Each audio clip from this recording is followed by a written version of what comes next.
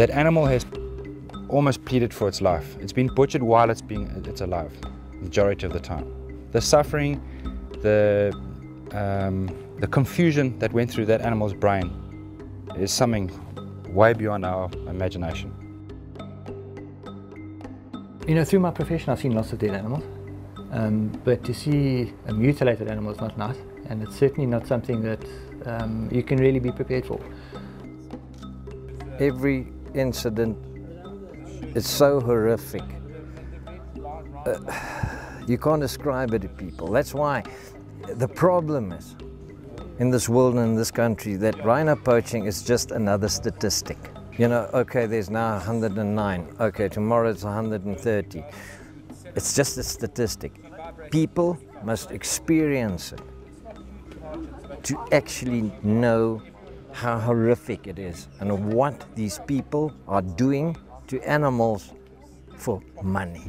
Because it's greed. It's nothing else, it's greed. It's very clear that if you're a private sector rhino owner that you're going to have to invest more in protection than you ever have in your past. We're beyond the time when you can just plop some rhinos down on your property and then passively just let them get on. You have to be taking an active role in monitoring those animals. You have to be investing in patrols and security. You have to be intimately involved in your animals, or they're going to be vulnerable to illegal killing. And we thought that we were relatively covered. We cover the farm, we know what we're in for, and we pick up tracks very quickly and so forth. But this first incident really caught us off guard. We weren't expecting that so soon. It was building up, the momentum was getting there, it was happening around us, but not here, typical scenario. After the fourth rhino had been poached, we were confronted with an immediate solution: either dehorn or get rid of the rhino completely. And it was just our choice to decide to sell. And we sold all our rhino to a safer place. Yeah. I don't think there's any one single method that is fail-proof or that is the silver bullet.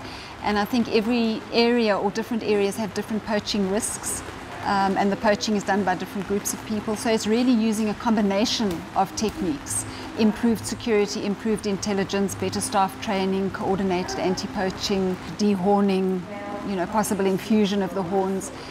There's so many tools in the toolbox, and you've just got to select which ones work for your particular situation. The whole thing is to stop it before it happens.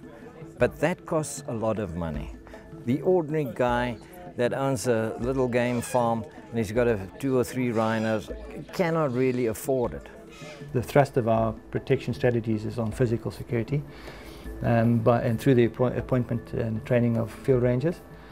Our rhino protection strategy for the last 6 months have cost us 472,000 rand. 6 months, that's about R500,000 in 6 months. You ask yourself the question, is it worth it? Because you're putting out almost more than what these rhino are worth to you in a long run. But I mean, you have to have a passion for this type of thing, to feel for the animals too and to protect them. And I mean, with rhino, it's very important for us because we are a photographic area. So we want people to come here and see the big five. So we will have to go to whatever measure to protect it. We all sat down together with all the landowners in Hoedspruit that have rhinos. We discussed it. Let's become one of the areas that are saying we're putting an example out. We're going to dehorn our rhinos in this area. Make it a low target area. And I must say it's worked fantastic. With the positioning of physical security on the ground, you want to make the landscape as distasteful as possible for the guy who wants to come in there to do his deed. You know, you want him to believe it up front, that if he's coming in there, it's going to be a huge risk for him. Whereas if you're chopping the horn off an animal and you're leaving it out there in the veld unprotected, it's not going to stop the guy going in there. The minute we can all, as conservationists, wear one uniform, we might go somewhere. It's irrelevant what I think of you or think of this person, it's what we think of the species we're going to try and save.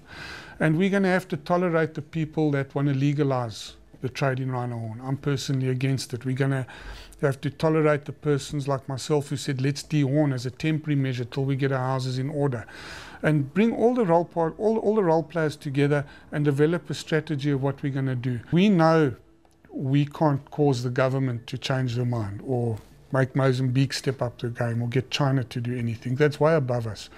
We've got to concentrate on training and motivating our personnel on the ground and getting them between the poacher and the rhino. But government is our probably first and foremost saviour in nailing down the major issues. We can't keep on, grabbing and pulling at the tail of the snake. We have to go for the head. And that's the way I see it. The head is sitting overseas and we are busy pulling, squeezing and biting the tail and getting cross with the snake's tail. But I think we're going to run out of time.